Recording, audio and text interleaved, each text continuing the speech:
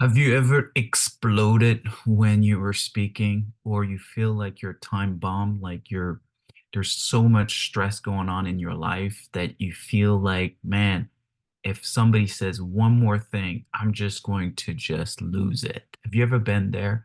Or that you're literally are suffering, but you're not saying anything, and like the whole world is moving by you, but you're something inside of you is not right. All of those are actually grief. Grief is a conflicting feeling caused by a change of a pattern of behavior that you're used to, that changes, that ends. So today I want to talk to you about how to, express your grief, to conceal grief in a healthy way. First of all, let me tell you what the heck is concealed grief. Concealed grief is three things. Number one, it's concealed emotion. What is concealed emotion? Concealed emotion is when you're, like I just said, you're suffering in silence. And when you're suffering in silence, the problem with that, it's building up pressure. So suffering in silence builds up pressure. What happens when you build up pressure? You're boiling. The second thing that happens, now you're chronically stressed out, but it's not being expressed. You're chronically stressing, but you're not expressing it. So what does that mean? That means you're busy. That means you keep on doing things but not dealing, which means you're in this chaotic world because you're not dealing with it. So you're over helping, over busy, overworking, just trying to numb the pain.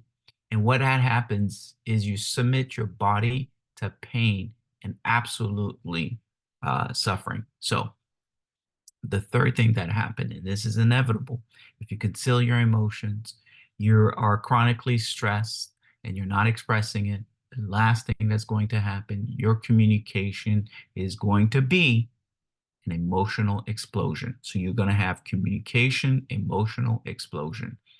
It's inevitable that you're going to blow up because the first thing, you're concealing your emotion, you're suppressing what you're stressing about and not expressing it, right? So, and then there's this explosion that happened. And you might ask yourself, why is this explosion happening? Well, again, it's not being expressed. Like, so if you explode, just ask yourself, okay, what have I not expressed? What have I concealed?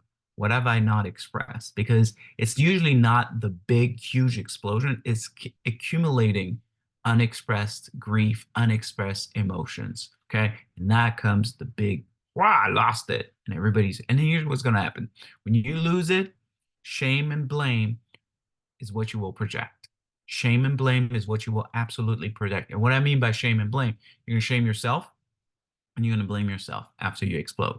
So, three things that we can do in helping us to heal and express the grief. First of all, to express it, right? The very first thing we want to do, you want to recognize that grief is loss natural response. Grief is actually loss's natural response. It's a natural way that when you lose something or lose someone or you lose a part of you, you're naturally going to respond by grieving. So, this is first of all, also learn this, that you actually learned a lot of those behavior that I was just talking about growing up. Because I personally learned that because I was told not to feel. I was told not to trust my feeling or trust, trust people. And I was absolutely told not to talk about what I felt. So concealing it is my natural default. So that's why I said, you first of all, you have to understand it's natural. Okay. The second thing, you want to release your stress by expressing it regularly. You don't want to just expressing it once in a while. You want to express it regularly. So how do we do that? You need to seek safe support. Um, I've said this before, but a lot of times we go to people that aren't safe and we express our stress, we express our grief. And what do they tell us? Don't worry about it. Don't feel this way. And they give you intellectual comments, intellectual advice that's not connected to your heart. Then you go, man, they really didn't understand me. Therefore, I'm never going to share this with anybody else. Then you can see you go back to the same cycle.